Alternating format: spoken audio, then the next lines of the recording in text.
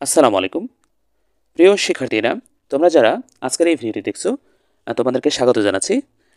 মাধ্যমিক ও উচ্চ মাধ্যমিক শিক্ষা বোর্ড দিনাজপুর থেকে একটি গুরুত্বপূর্ণ বিজ্ঞপ্তি শেয়ার করছি। এই বিজ্ঞপ্তিটি হচ্ছে 2025 সালে যারা এসএসসি পরীক্ষা দিবে তাদের ফর্ম পূরণ শুরু হবে 1 ডিসেম্বর থেকে, চলবে 9 ডিসেম্বর পর্যন্ত। অন্যান্য শিক্ষা বোর্ডেও এই ধরনের একটা নোটিশ প্রকাশিত হয়েছে। তবে ফর্ম পূরণের জন্য তোমাদের স্কুলগুলোতে অতিরিক্ত হারে টাকা নির্ধারণ করে। তোমরা ইতোমধ্যে হয়তোবা জেনে গেছো যে তোমাদেরকে কত টাকা করে ফর্ম পূরণের জন্য দিতে হবে। তবে শিক্ষা বোর্ড থেকে যে বিজ্ঞপ্তি প্রকাশ করেছে তাতে তোমাদের কত টাকা দিতে বলা হয়েছে সেই বিষয়টি আজকে তোমাদের সাথে শেয়ার করব। তাই না টেনে পুরো ভিডিওটি মনোযোগ সহকারে দেখো। আমি যদি এই বিজ্ঞপ্তির একবারে নিচের দিকে যাই তাহলে তোমাদের সাথে পুরো বিষয়টি আমি শেয়ার করতে পারবো। এই যে ছকটা দেখতে পাচ্ছ তোমরা, এই ছকটাতে তোমাদের কোন কোন ফি কী কী হারে দিতে হবে সে বিষয়ে বিস্তারিত বলা আছে। তোমরা একটু ভালোভাবে দেখে নাও, তাহলে বুঝতে পারবে। প্রয়োজনে স্ক্রিনশট দাও। আমি এই বিষয়টি তোমাদের সাথে আর পড়ে শোনাচ্ছি না। আমি একেবারে টোটাল যে হিসাবটা সেই হিসাবটা তোমাদের সাথে শেয়ার করছি। তোমরা এই যে একটা ছক দেখতে পাচ্ছ, শিক্ষার্থীদের ফর্ম পূরণের মোট ফি, গ নম্বরে যে ছকটা দেখা যাচ্ছে, এখানে বিজ্ঞান বিভাগ নিয়মিত স্টুডেন্ট যারা চতুর্থ বিষয় সহ বোর্ড ফি হচ্ছে 1725 টাকা, কেন্দ্র ফি 515 টাকা, ব্যবহারিক ফি সহ মোট 2240 টাকা দিতে হবে। বিজ্ঞান বিভাগ মানে যারা সায়েন্সের স্টুডেন্ট আছো তাদের ফর্ম পূরণের জন্য মোট 2240 টাকা দিতে হবে। এটি বোর্ড নির্ধারিত। এরপরে ব্যবসায় শিক্ষা বিভাগের নিয়মিত শিক্ষার্থীরা তোমাদের চতুর্থ বিষয় সহ বোর্ড ফি হচ্ছে 1635 টাকা এবং কেন্দ্র ফি হচ্ছে 485 টাকা। এই ব্যবহারিক ফি সহ এখানে ইনক্লুড করা হয়েছে। মোট তোমাদের দিতে হবে 2120 টাকা। এরপরে মানবিক বিভাগের শিক্ষার্থীরাও ঠিক একই পরিমাণে ফি দেবে, মানে বোর্ড ফি হচ্ছে 1635 এবং কেন্দ্র ফি 485। এই ব্যবহারিক ফি সহ ইনক্লুড করার পরে এখানে মোট ফি এর পরিমাণ দাঁড়িয়েছে 2120 টাকা।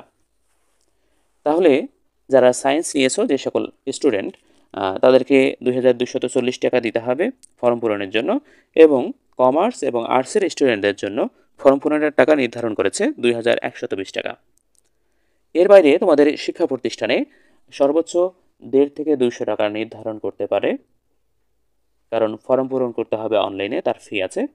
এরপরে যদি শিক্ষা বোর্ডে যেতে হয়, যাতায়াত বাবদ যে ফিটা নির্ধারণ করে সেখানে 1-150 বেশি হওয়ার সম্ভাবনা নাই।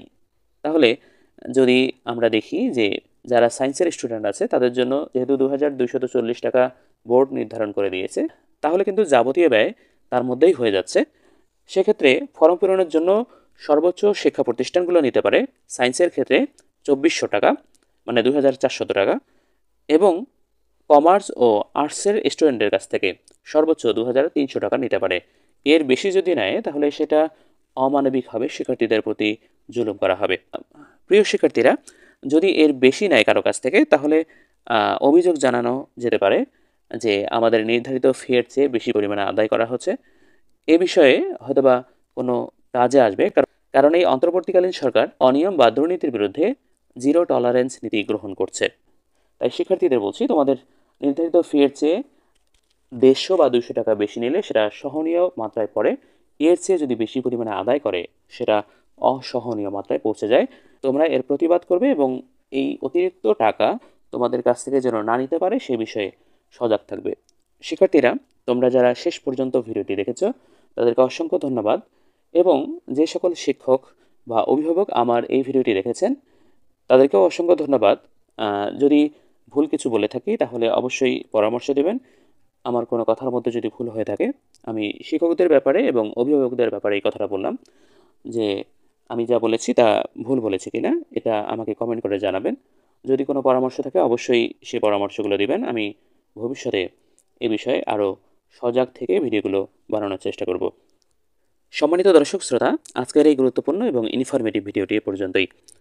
আশা করছি এই ভিডিওটি আপনাদের ভালো লেগেছে। যদি ভালো লাগে তাহলে অবশ্যই ভিডিওটিতে লাইক দিয়ে চ্যানেলটি সাবস্ক্রাইব করার অনুরোধ রইল। সম্মানিত দর্শক শ্রোতা, আজকে বিদায় নিচ্ছি। দেখা হবে পরবর্তী ভিডিওতে। আল্লাহ হাফেজ।